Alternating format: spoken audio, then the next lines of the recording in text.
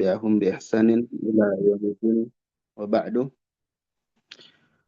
Alhamdulillah, segala puji bagi Allah Subhanahu wa taala atas limpahan nikmat yang Allah berikan kepada kita semua. Di antaranya nikmat hidayah, taufik, juga nikmat sehat al-afiyah, nikmat kesempatan untuk bisa merasakan waktu di musim ketaatan ini, di bulan Ramadan. Insyaallah taala pada kesempatan yang baik ini kita akan bersama-sama melihat bagaimana potret keteladanan dari manusia terbaik yang Allah ciptakan di muka bumi ini. Manusia yang Allah pilih untuk menemani nabinya sallallahu alaihi wasallam. Manusia yang Allah pilih untuk menjadi estafet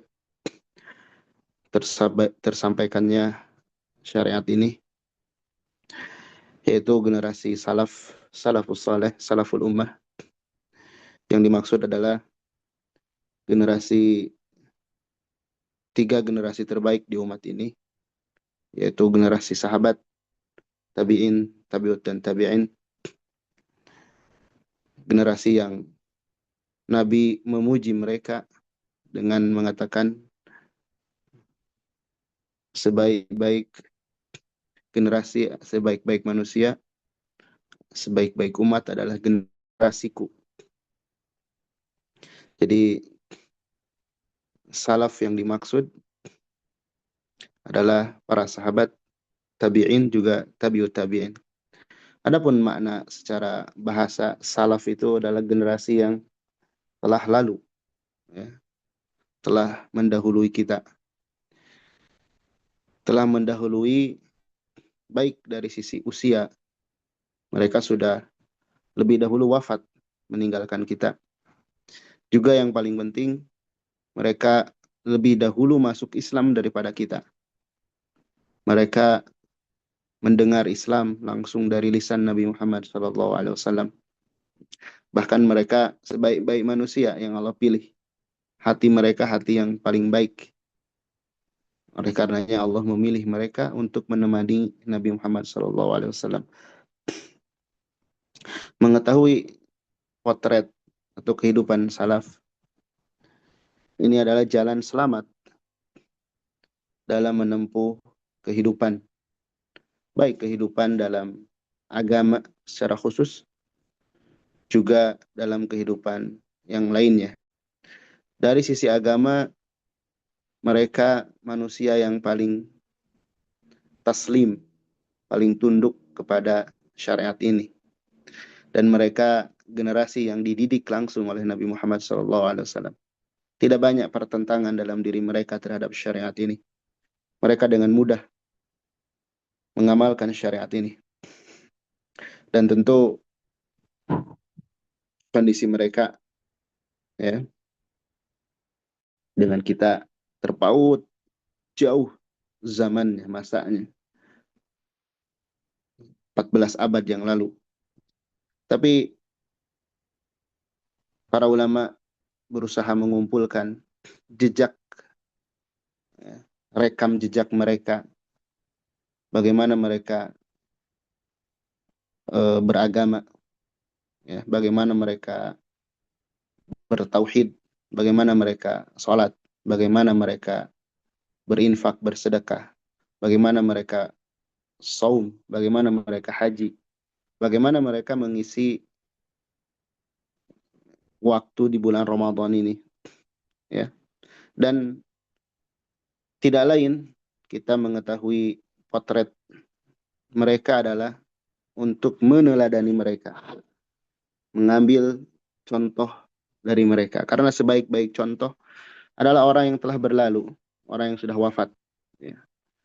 Dan sebaik-baik manusia adalah generasi sahabat tersebut, ya. Baik, bulan Ramadan, kalau kita berbicara bulan Ramadan, maka ini tidak asing lagi di telinga kita, ya. Betapa kita sudah secara usia mungkin ya, sudah sekian lama menjalani Ramadan ini. Taruhlah kalau usia kita 30 atau 40 atau 50, kemudian kita mulai balik di usia 15, maka sudah puluhan tahun kita mengisi atau mengalami bulan Ramadan ini. Mungkin kita semua sudah faham ya, apa saja keutamaan yang ada di bulan Ramadan, amalan apa saja yang harus dilakukan di bulan Ramadan. Hal tersebut sudah tidak asing lagi bagi diri kita. Tapi ada kalanya sesuatu yang benar-benar berharga, bernilai besar, ya, tetapi kurang dalam eh, ajakan, kurang dalam menjelaskan faidah, fadilah. Mungkin orang menganggapnya biasa-biasa saja. Ya. Ibarat sebuah barang, kalau terus dipromosikan, barang ini nilainya bagus, maka orang akan tertarik dengannya dan mau membeli dengan harga yang tinggi. Kalau terus dipromosikan, dijelaskan ini barang kebaikannya apa. Awalnya orang tidak tahu, atau awalnya orang melihat barang tersebut, tapi cuek aja karena kurangnya promosi, kurangnya penjelasan dari keunggulan barang tersebut. Ya, maka dengan kita melihat potret salaf, karena mereka mengisi bulan Ramadan, diharapkan hati kita semakin merasa atau bisa memberikan nilai yang lebih dari Ramadan kepada bulan Ramadan ini. Sebagaimana seorang ketika mengetahui nilai, misal ya, nilai eh, emas atau perhiasan yang lain, ketika disebutkan saja, oh orang langsung tertarik. Ya. Beda dengan anak kecil misalnya yang tidak tahu menahu tentang hal tersebut, maka mereka akan menganggap kurang nilai dari emas. Ya. Kadang kita bisa lihat sendiri, anak-anak ketika diberikan uang, mereka nggak tahu nilainya berapa. Nah, dengan kita melihat potret para salaf ini, diharapkan kita bisa lebih memberikan nilai kepada bulan Ramadan ini, agar kita bisa mengisi dengan sebaik mungkin. Karena kalau kita lihat ya, sebagai contoh untuk memudahkan pemahaman ini, seorang yang mau masuk ke grand final, ke final sebuah pertandingan yang ada di dunia ini, baik itu ya olahraga misalnya ya, tentu persiapannya, atau jangan final deh, berlaga di kontestasi internasional misalkan. Jangankan babak final, dari babak penyisihan saja sudah mati-matian. Mati-matian agar eh, bisa mempertahankan posisi atau melaju ke yang terdepan. Nanti di 10 hari terakhir, nah itu seperti final dari sebuah pertandingan, mati-matian. Apalagi nanti di babak atau perpanjangan waktu. 5 menit perpanjangan waktu, itu bagi terus misalkan para pemain sepak bola itu waktu yang sangat-sangat krusial. Mereka akan mati-matian dalam mempertahankan atau mengejar ketertinggalan. Ya. Nah, kita juga sama. Kalaulah dalam dunia orang bisa seperti itu ya. harusnya terhadap akhirat juga lebih bisa lagi. Bagaimana kita supaya bisa minimal mempertahankan, maksimal kita unggul atau mengejar ketertinggalan. Kita tahu banyak kealpaan dalam diri kita. Ya. Kita tilawahnya kurang, sedekahnya kurang, sholat malamnya kurang. Ya. Maka kita kejar ketertinggalan itu. Ya. Kejar sekarang di bulan Ramadan dan nanti di bulan Syawal pertahankan atau tingkatkan. Ya. Jadi jadikan momentum Ramadan ini sebagai perbaikan diri kita. Ya, baik. Kita lihat di sini banyak sumber ya, baik dari eh, ceramah dari para ulama, juga dari buku-buku kecil, kutaib ya.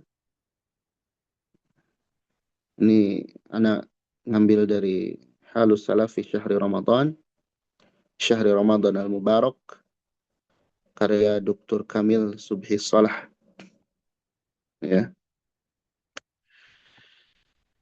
Kita lihat bagaimana penjelasan beliau ya. Tentu kita tidak bahas secara komprehensif ya, karena mengingat ketersediaan waktu, kita ambil poin-poin yang penting yang beliau sampaikan. Kita lihat dulu mukaddimah yang beliau bawakan. Bismillahirrahmanirrahim. Al-muqaddimah. Alhamdulillahirabbil alamin. Salatu wassalamu ala sayyidina Muhammad wa ala alihi wa sahbihi ajma'in, amma ba'du. Fa inna min ni'amillahi tabaraka wa ta'ala ala ibadihi, sesungguhnya di antara nikmat-nikmat Allah tabaraka wa ta'ala, di antara nikmat-nikmat Allah, perhatikan, karena kalau kita berbicara sebuah nikmat ya, biasanya itu hal yang menyenangkan. Wah, bulan dapat nikmat. Yang tergambar ya materi dan lain sebagainya, ya. Harta dan lain sebagainya. Nah, padahal di antara nikmat-nikmat Allah Subhanahu wa taala kepada hambanya adalah taufik. Di sini ya. Diberikannya taufik, Allah memberikan taufik kepada mereka ya, taufik. Jadi di antara nikmat Allah yang paling besar itu taufik. Kita diberikan hidayah juga taufik untuk ikut andil, rasakan musim-musim ketaatan, musim-musim kebaikan dan keberkahan. Ya. Jadi kita sekarang bisa masuk di bulan Ramadan, bisa hidup di bulan Ramadan, itu nikmat dari Allah Subhanahu wa taala. Yang nikmat ini akan kita rasakan betapa berharganya ketika kita wafat. Ketika seorang wafat, dia akan menyesal melewatkan musim-musim ketaatan ini dengan sia-sia. Dan di antara musim-musim yang mulia ini adalah Syahrul Ramadan Al-Mubarak, bulan Ramadan. Yang mana bulan Ramadan ini saumnya termasuk rukun Islam. Ya. Jadi tanamkan dalam diri kita bahwasanya ketika kita masih bisa hidup di bulan Ramadan ini, merasakan atau bisa beramal di bulan ini ada nikmat dari Allah Subhanahu wa taala. Karena umumnya manusia menganggap nikmat itu hanya sebatas harta, sebatas materi. Sementara ketaatan, taufik, itu jarang dianggap sebagai nikmat. Padahal itu nikmat yang besar. Kemudian Syahrul Ramadan, bulan Ramadan itu Syahrul Mubarak, bulan yang diberkahi, kullu, seluruhnya. Sepanjang bulan Ramadan itu diberkahi, min awli ila akhiri, dari awalnya sampai akhirnya. Juga Perlu diingat, kadang sebagian orang merasakan Ramadan ini tamu yang mengekang, ya, yang menjadikan dia serba terbatas, ya. Padahal perlu diingat, aslinya kehidupan kita ini bukan hanya di Ramadan saja, tapi di seluruh detik kita, di seluruh bulan. Memang hidup kita ini untuk diatur, ya. Kita ini diciptakan oleh Allah Subhanahu wa taala dengan seperangkat aturan, ya. Seperangkat aturan yang kita harus tunduk kepadanya. Makanya orang yang betul dalam menjalani bulan Ramadan akan membuahkan orang yang bertakwa. Karena apa? Dia tunduk kepada aturan, ya. Dia bisa menahan diri dari lapar dan dahaga. Di bulan yang lain, lapar atau makan dan minum itu kan dibolehkan. Tapi di bulan Ramadan tidak boleh di siang harinya. Malam hari boleh. Nah, itu hendaklah dijadikan latihan. Kalau dalam hidup juga ada larangan dari Allah Subhanahu wa taala. Ada yang diharamkan, ada yang dilarang.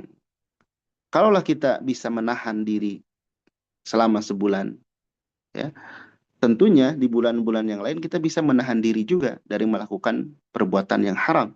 Itu latihan, ya.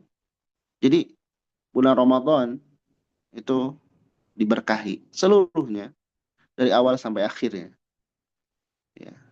Juga bulan Ramadan itu hanya beberapa hari saja. Kata Allah Subhanahu wa taala, ayyaman ma'dudat. Beberapa hari saja, tidak selamanya, ya. Bahkan di sini setiap saat dari bulan Ramadan fiha minal barakat wal khairat al-azimah, ya. Setiap saat dari bulan Ramadan itu terdapat keberkahan, kebaikan yang agung, akan kembali kepada hamba dengan kebaikan yang banyak dan pahala yang besar. Jadi setiap detik itu kebaikannya akan kembali kepada kita. Maka atas dasar itu wajib, ya, kita untuk berinvestasi, untuk ikut andil, ya, terhadap bulan ini dengan sebenar-benarnya. Dengan apa? Bi'inayatin wa hamiyati kabirah. Dengan perhatian dan menaruh, mementingkan bulan ini, ya. Jadi kita anggap bulan ini bulan yang penting. Seperti tadi orang kalau berlaga di kontestasi internasional, dia menganggap penting momentum itu. Begitupun kita, di bulan Ramadan ini kita anggap momentum-momentum yang penting. Lihat di sini. Haitsu anna syahra Ramadan al-mubarak huwa syahrus siyam. Nah ini, lihat. Ini di antara kekhususan bulan Ramadan. Ini kita hafal semua, ya. Bulan Ramadan ini bulan saum. Betul, ibadah saum ada di bulan Ramadan dan ada juga di luar Ramadan. Tapi di bulan Ramadan ini saum yang wajib. Menjadi kewajiban bagi kita. Kutiba alaikumus siyam, kata ya ayyuhalladzina amanu kutiba alaikumus siyam, kata Allah Subhanahu wa taala. Faman syahida minkum syahra falyasum. Barang siapa yang menghadiri, yang hadir, yang hidup di bulan Ramadan, maka hendaklah dia saum. Wajib, ya. Dan perkara yang wajib, ya, itu pahalanya beda dengan perkara yang sunnah. Perkara yang wajib itu berbeda dengan perkara yang sunnah. Ramadan syahrus siyam wal qiyamul lail, tarawih, ya. Karena ada keutamaan yang khusus orang yang melakukan sholat malam di bulan Ramadan, terutama ketika dia sholat bersama imam sampai selesai, maka dia tercatat sholat semalam suntuk. Keutamaan ini tidak akan didapat kecuali di bulan Ramadan. Ya. Kemudian di bulan Ramadan juga merupakan bulannya tilawatil Quran wa tadarusihi, bulan membaca Al-Quran dan mentadarusnya. Ya. Maka nanti akan dibahas bagaimana keadaan salaf mengisi bulan Ramadan dengan bacaan Al-Quran. Ya. Tilawah Al-Quran ditekankan, dianjurkan kepada kaum muslimin setiap saat. Ya. Tapi di bulan Ramadan ini lebih ditekankan lagi. Dan hanya membacanya saja, tapi mudarosah, mempelajarinya. Baik mempelajari ahkam tajwid, ya, atau ahkam syar'i. Baik mempelajari ilmu tajwid atau mempelajari hukum-hukum syar'i, tafsirnya. Baik, jadi bulan Ramadan ada kekhususan. Kita lihat nanti bagaimana para ulama menghatamkan Al-Quran, atau para salaf menghatamkan Al-Quran lebih banyak di bulan Ramadan daripada di bulan selain. Bahkan sebagian kita, ya, ini banyak disaksikan lebih rajin di bulan Ramadan dalam membaca Al-Quran. Ini hal yang bagus tentu. Tapi ingat,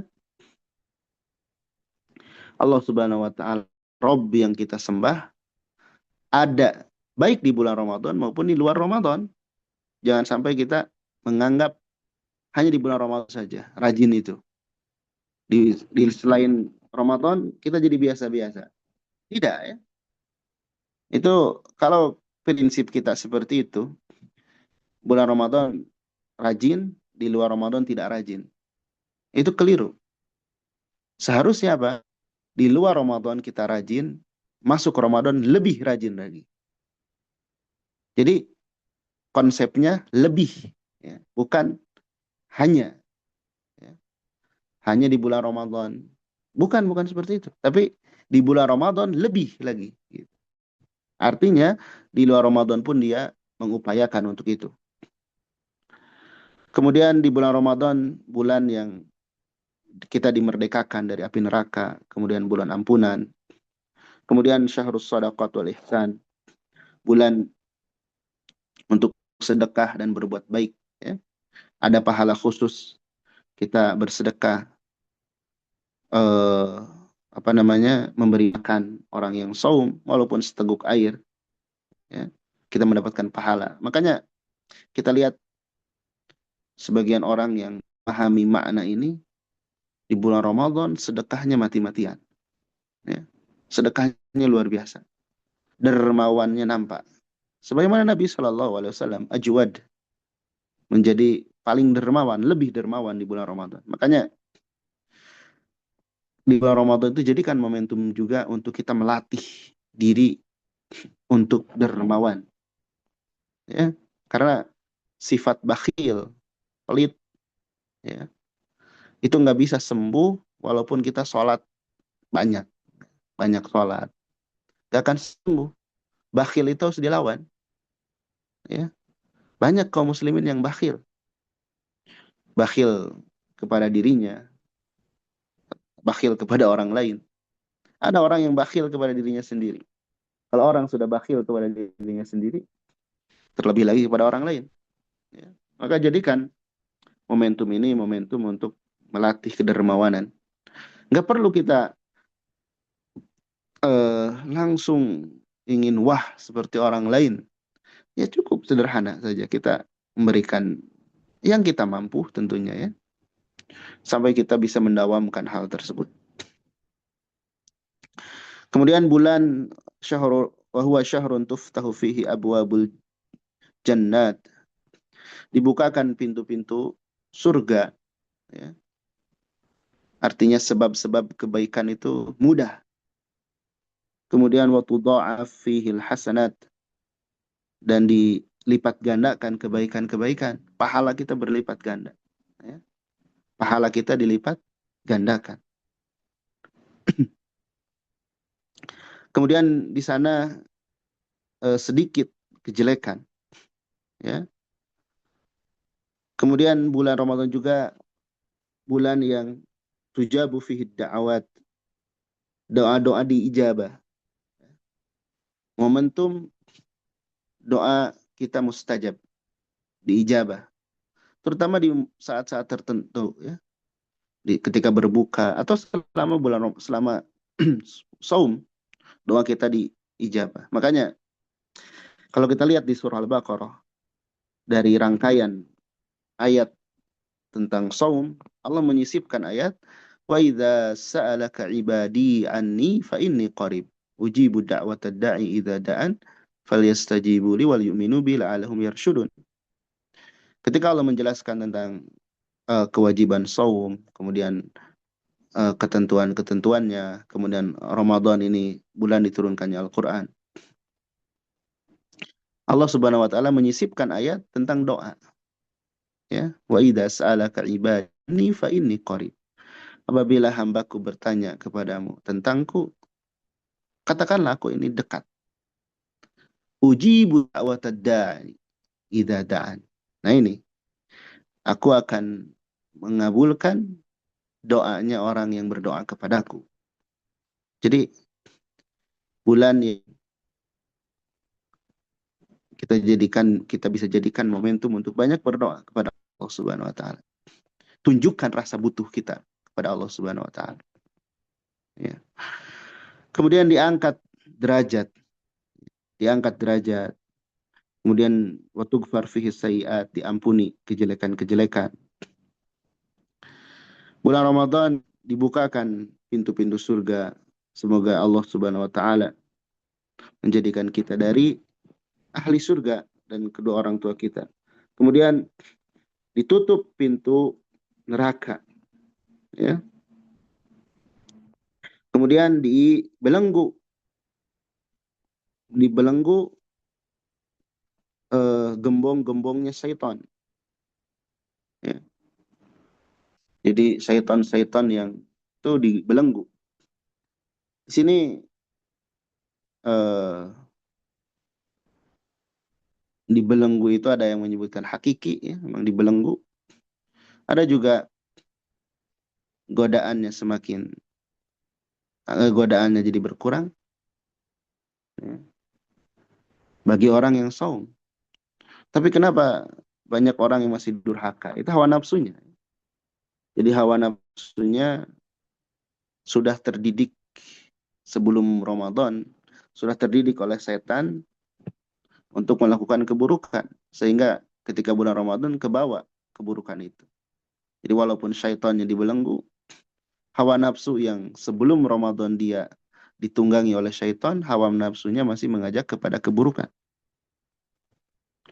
Kemudian di bulan Ramadan ini terdapat bulan sebaik-baik malam, terdapat malam yang mana malam tersebut min khairi layali, sebaik-baik malam, dia lebih baik daripada 1000 bulan, ya, yang nggak ada di selain bulan Ramadan, ya. Barang siapa yang dicegah dari kebaikannya, maka dia tercegah dari kebaikan.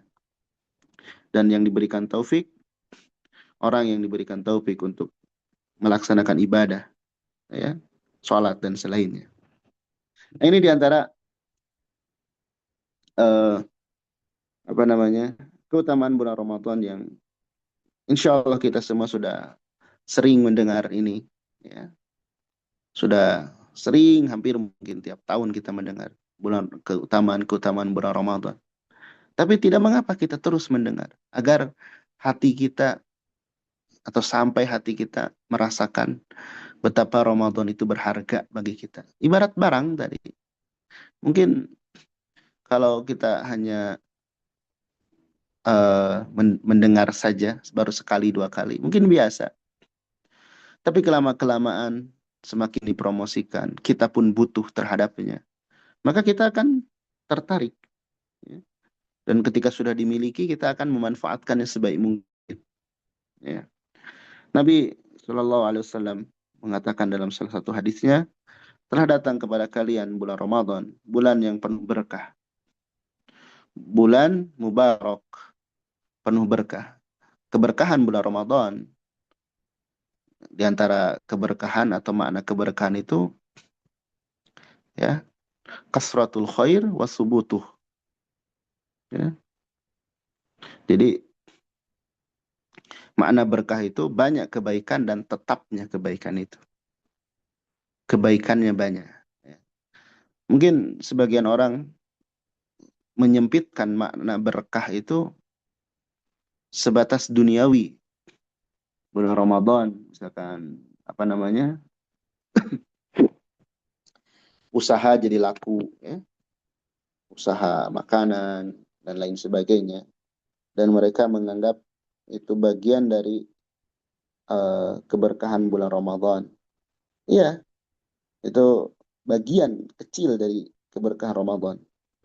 Tapi keberkahan yang hakiki di bulan Ramadan adalah kita diberikan kesempatan untuk banyak melakukan ketaatan, banyak bertaubat. Ya. Allah Subhanahu wa taala mewajibkan pada kalian saum. Ya, saum wajib bulan Ramadan. Terbuka pintu surga, dibukakan pintu-pintu surga, ditutup, dikunci pintu-pintu neraka. Kemudian diikat, dibelenggu gembong-gembongnya syaitan. Dan di dalamnya terdapat malam yang lebih baik daripada 1000 bulan. Barang siapa yang dihalangi dari kebaikannya, maka dia telah terhalangi dari kebaikan. Ya. Kemudian di sini sudah. Kemudian di sini Nabi Shallallahu Alaihi Wasallam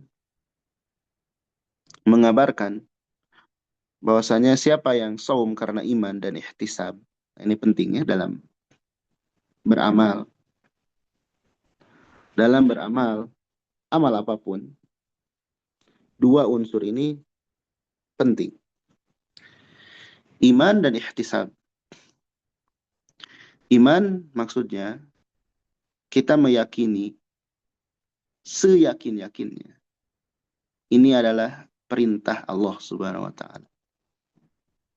Posisikan diri kita, kita ini hamba. Allah Rabb kita. Yang namanya hamba, ya, itu titik yang paling rendah. Tapi kita bahagia, bangga menjadi hambanya Rabbul Alamin. Mungkin kalau hamba manusia, ya itu terhina, ya, terhina karena manusia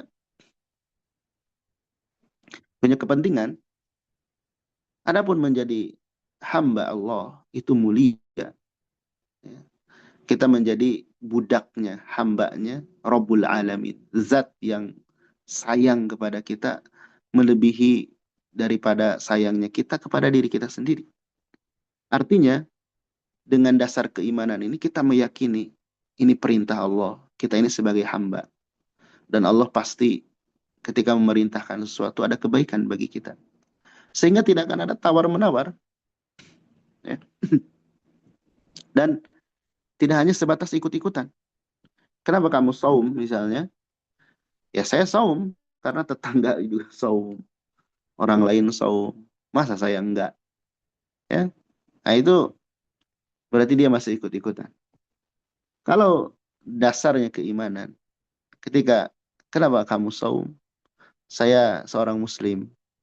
Dalam Islam ada rukun namanya puasa. Saya harus menjalankannya. Dan ini perintah dari Rob saya, atasan saya yang paling tinggi. Saya meyakini perintah ini baik buat saya. Itu. Bukan ikut-ikutan. Ya. Makanya eh, aspek ini penting sekali dalam diri kita. Ya. Dalam ibadah apapun, dasarnya harus karena iman. Bukan karena ikut-ikutan, bukan karena coba-coba. Karena biasanya orang yang hanya ikut-ikutan, coba-coba, dalam hal apapun nggak akan benar. Dalam ibadah, nggak akan istiqomah. dalam belajar juga dalam belajar tidak akan istiqomah. Orang yang coba-coba itu bisa dilihat lah, atau kita sendiri bisa merasakan. Kemudian ihtisab. Ihtisab itu artinya kita berharap pahala. Jadi selain kita menunaikan kewajiban, ada yang diharapkan. Itu pahala, ya. Pahala berupa kemuliaan, pahala berupa penyelamatan dari api neraka, ya. Karena tujuan kita itu, ya, hidup itu. Selamat dari neraka, masuk surga. Itu orang yang sukses. Faman zuhziha 'anil nar wa udkhilal jannah faqad faz. Siapa yang diselamatkan dari neraka dan dimasukkan ke surga, itulah yang sukses. Jadi ihtisab, berharap pahala agar kita semangat. Lihat orang yang bekerja mati-matian, pagi sampai malam, lembur, capek pun nggak dirasa. Kenapa dia bisa seperti itu? Ada yang diharapkan. Apa? Upah, gaji. Apalagi dijanjikan bonus. Dia akan semangat. Nah, kurang apa lagi coba Allah Subhanahu wa taala? Pahala sudah jelas dijanjikan. Kemudian bonusnya juga jelas. Bahkan nikmat yang kita rasakan secara cuma-cuma pun Allah kasih gitu loh. Sehingga ini penting, ya. Dalam beramal itu iman dan ihtisab tertanamkan dalam diri kita. Di sini disebutkan man shoma ramadhana imanan wa ihtisaban ghufira lahu ma taqaddama min dzanbi. Barang siapa yang saum Ramadan karena iman dan ihtisab, maka akan diampunkan baginya dosa-dosanya yang telah lalu. Di sini yang dimaksud dosa-dosa kecil, ya. Adapun dosa besar dia harus bertaubat kepada Allah. Begitupun orang yang melakukan qiyamul lail di bulan Ramadan akan diampunkan juga dosanya. Baik. Nah, lihat di sini juga bulan Ramadan ini dikhususkan dengan banyaknya taat, mendekat diri kepada Allah Subhanahu wa taala. Jadi sederhananya, kalau kita ingin meneladani para salafus saleh itu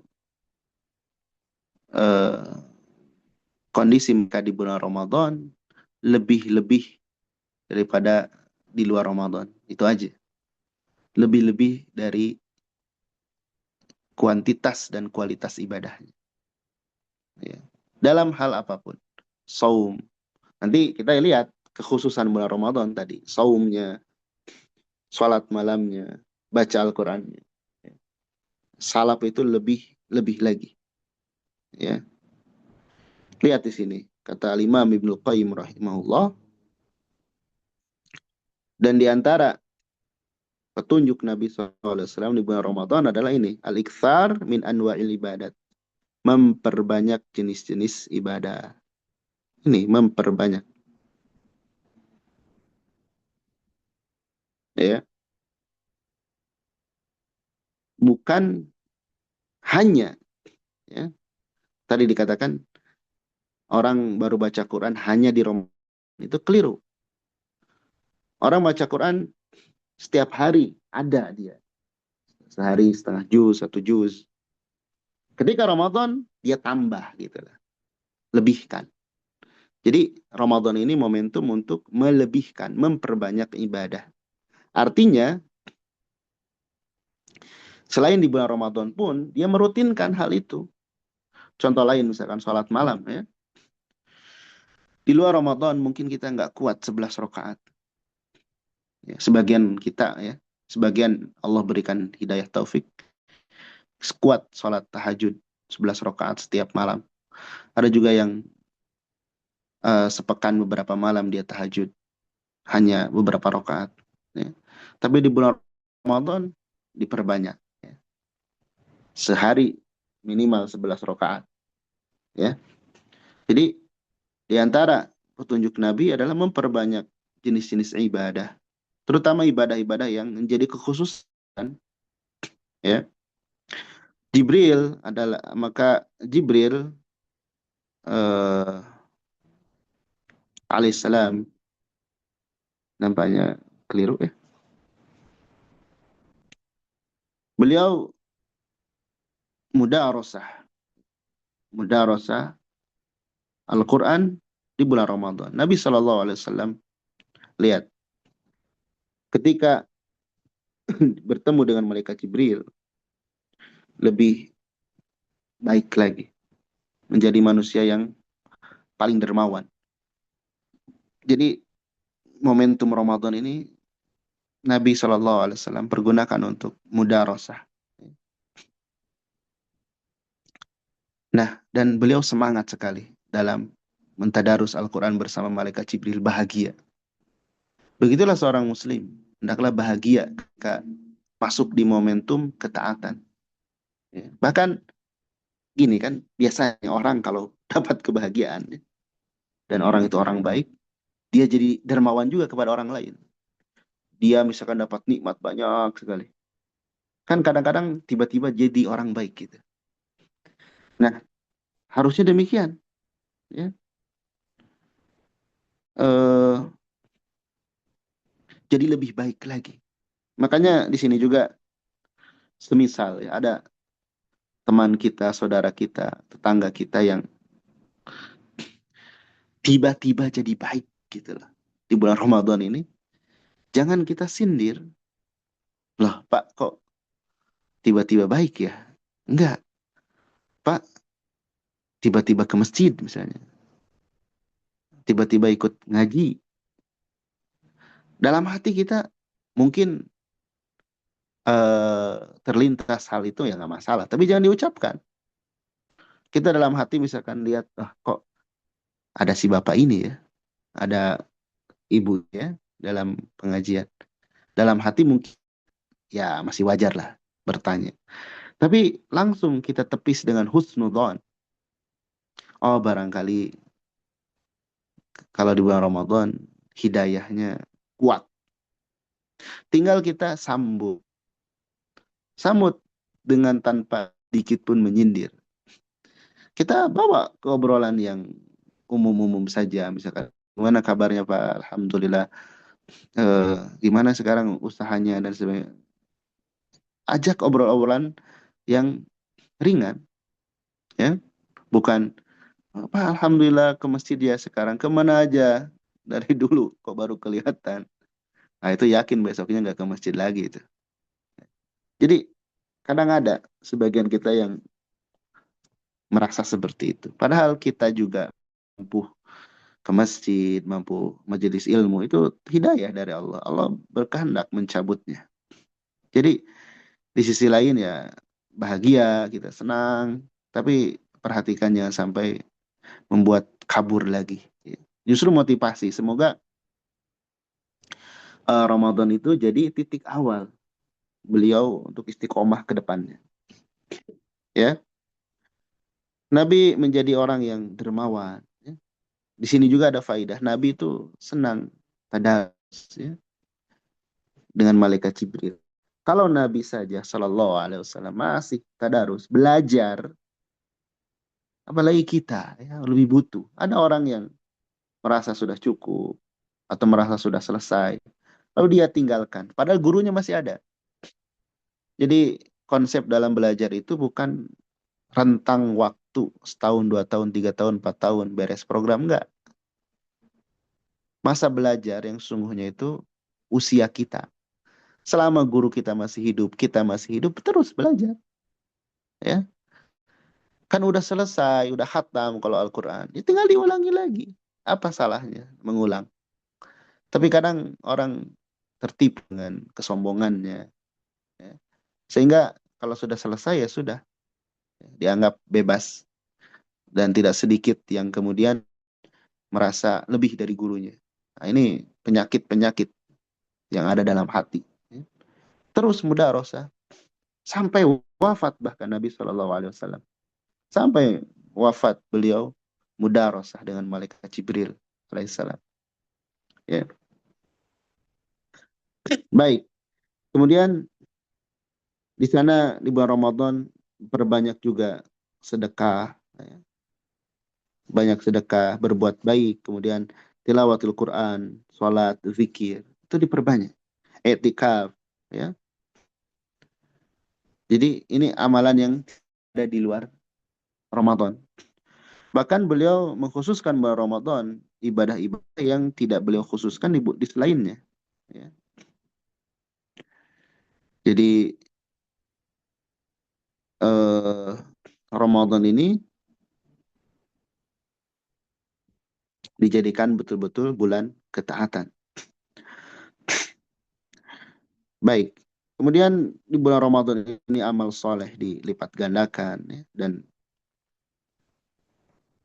ada yang lihat di sini misalnya umroh Ramadan itu sama dengan melaksanakan haji bersamaku.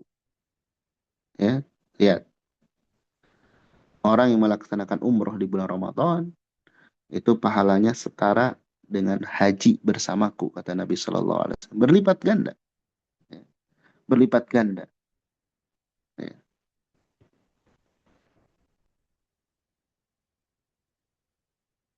Baik.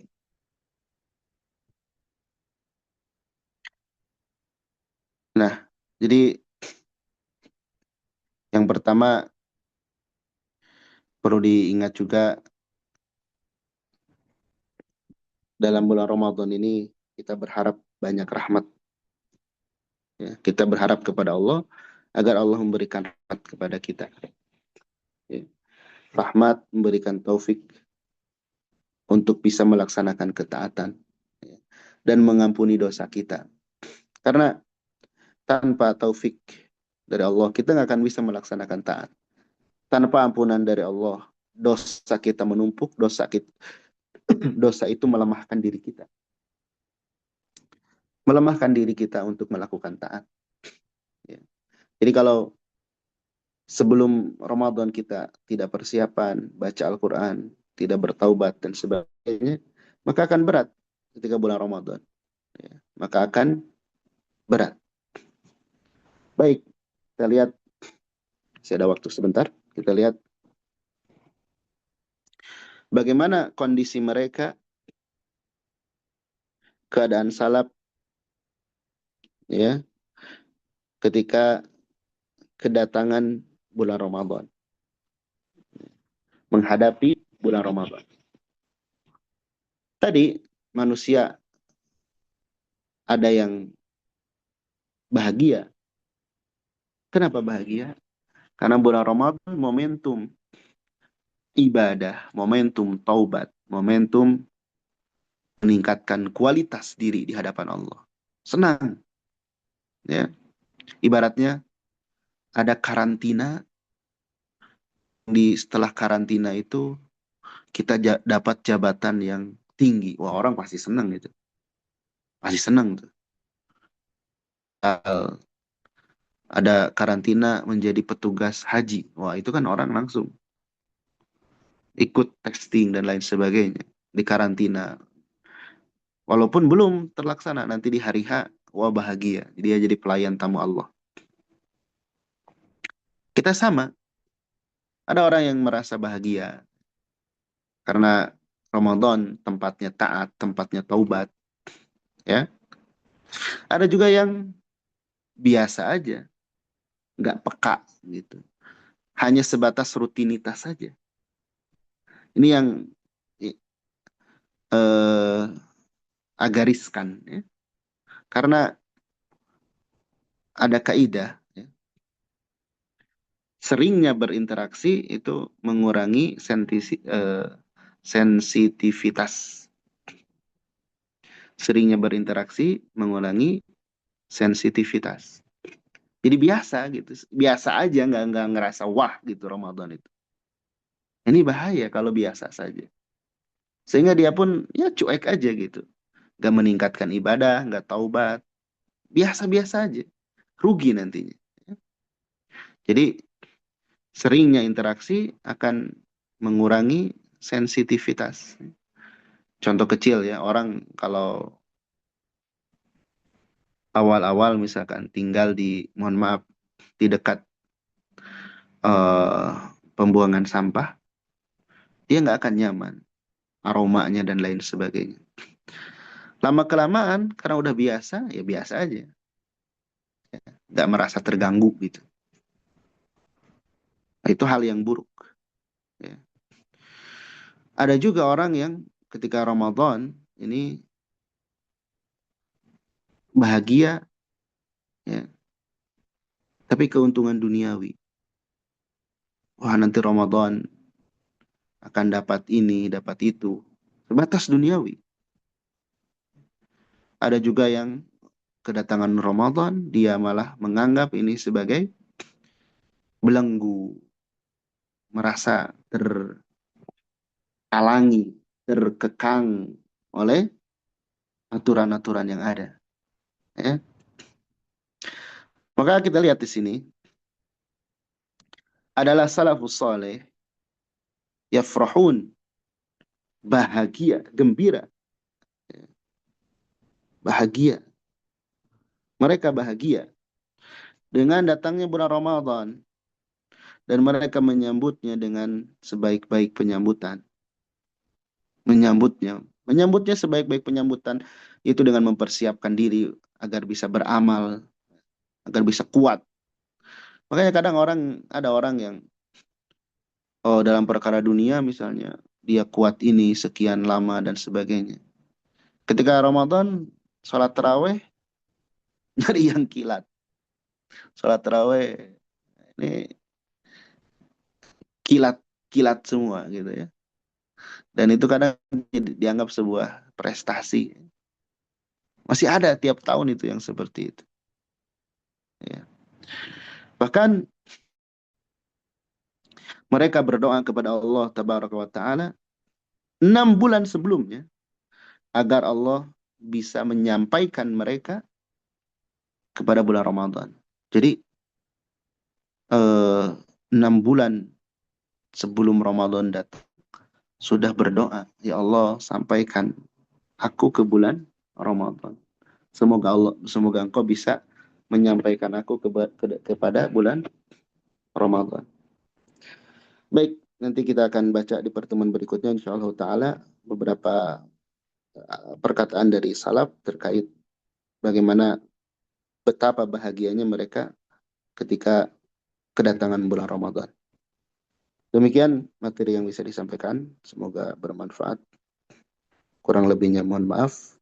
Sallallahu ala nabiyina Muhammad. Eh, jika ada yang perlu dijelaskan atau ditanyakan, dipersilahkan. Baik Ustaz, Masya Allah, Alhamdulillahirrahmanirrahim. Jazakallah khairan Ustaz atas penyampaian materi yang begitu menggugah, Masya Allah. Semoga Allah membalas dengan kebaikan yang banyak bagi Ustaz. Baik, ikhwan dan akhwat, kita masuk ke sesi tanya jawab interaktif. Silahkan yang ingin bertanya, kami mengundang untuk menggunakan fitur raise hand. Nanti akan kami persilahkan membuka mic atau bisa menuliskan pertanyaan di kolom chat. Ustaz, sudah ada pertanyaan di kolom chat? Silakan. Afwan izin bertanya Ustaz, man soma Ramadhana imanan wa ihtisaban ghufira lahu ma taqaddama min dambih. Pertanyaan, dalam lafaz min dambih, apakah diampuni sebagai dosa saja atau seluruhnya Ustaz? Silakan.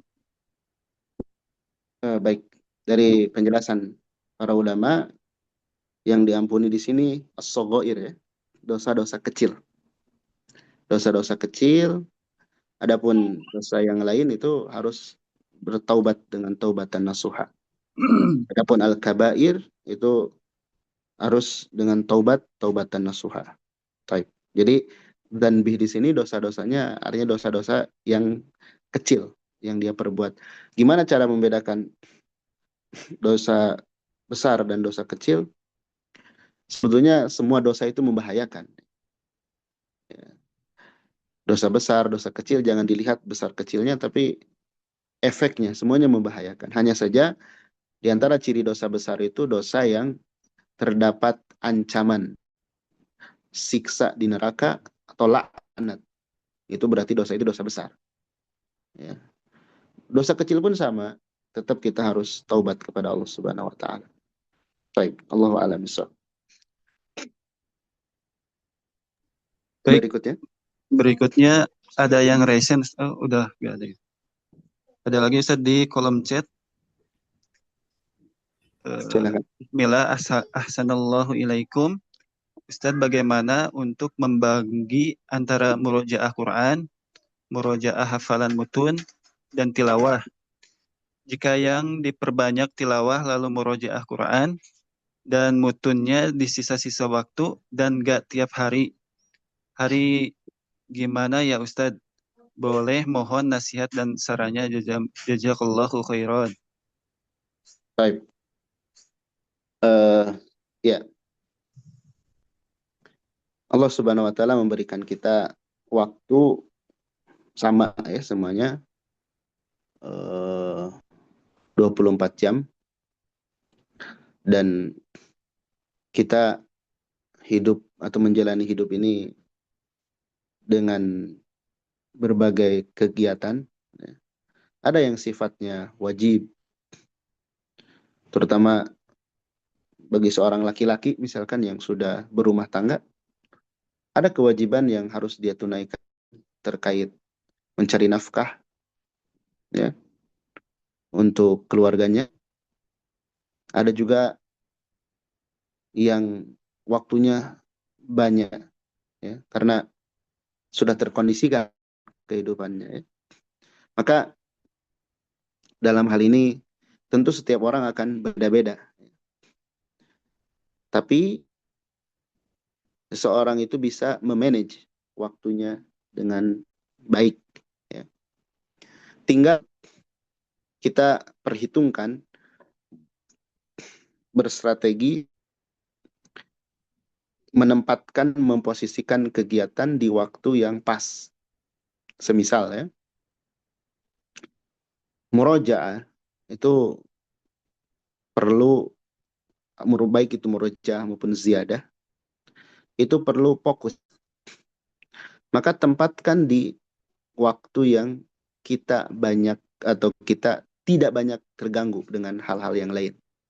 Semisal qobla subuh sebelum orang bangun, atau malam hari ketika orang tertidur. Kita tidak akan banyak gangguan, baik dari orang-orang terdekat kita ataupun dari orang lain. Ya, itu bisa di waktu itu. Dan nggak perlu lama, misalnya setengah jam, seperempat jam. Yang penting murojaah itu kan ada yang kita ulangi. Ya. Adapun kadar ya tinggal dibagi, misalkan hari ini sekian, hari besok sekian, ya tinggal dibagi sampai misalkan satu pekan ini termurojaah semuanya. Itu kan tiap orang kadarnya beda-beda. Ya. Jadi kalau murojaah dan ziyadah, maka simpan waktu itu di waktu yang kita tidak banyak terganggu oleh aktivitas, oleh orang sekitar kita. Ya. Adapun waktu tilawah, tilawah biasa, nah itu waktu yang tidak butuh banyak energi bagi kita. Itu bisa kita tempatkan di, misal di, ya di waktu istirahat di siang hari, barang setengah jam, ya, atau di jeda-jeda yang misalkan antara asar dan maghrib, atau antara maghrib dan isya, ya, setelah iftar. Itu kadang ada waktu 15 menit atau 20 menit sebelum isya, itu bisa kita pakai untuk tilawah. Ya. Jadi supaya kita bisa memanage waktu, maka tadi eh, ketahui dulu kalau murojaah dan ziyadah itu perlu energi banyak. Maka simpan di waktu yang kita tidak banyak terganggu. Adapun tilawah itu kita tidak perlu banyak energi, fokus, sehingga kita bisa selip-selipkan di waktu-waktu kita. Taib, Allah alam bisawab. Masih ada? Eh,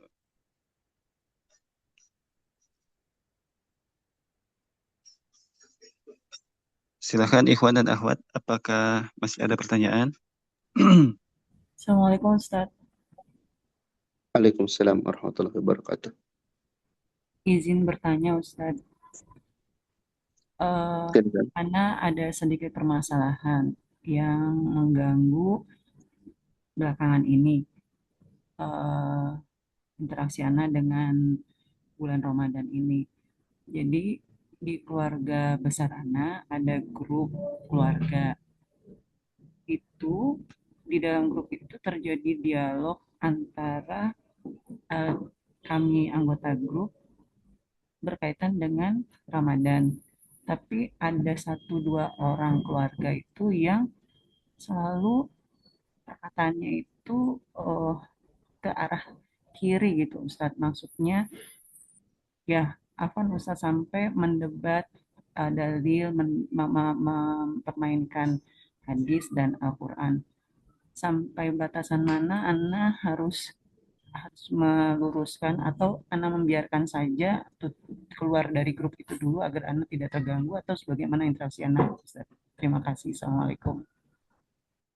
Waalaikumsalam warahmatullahi wabarakatuh. Baik, terkait interaksi dengan sesama sama manusia, baik itu dengan keluarga dekat ya, kerabat, teman dekat, atau teman seketu komunitas tertentu, kadang di sana kan bercampur ya, antara orang yang sudah paham agama dengan pemahaman yang benar, ada orang yang dalam tahap masih belajar ya. Kemudian mesti di sana akan ada hal-hal demikian ya.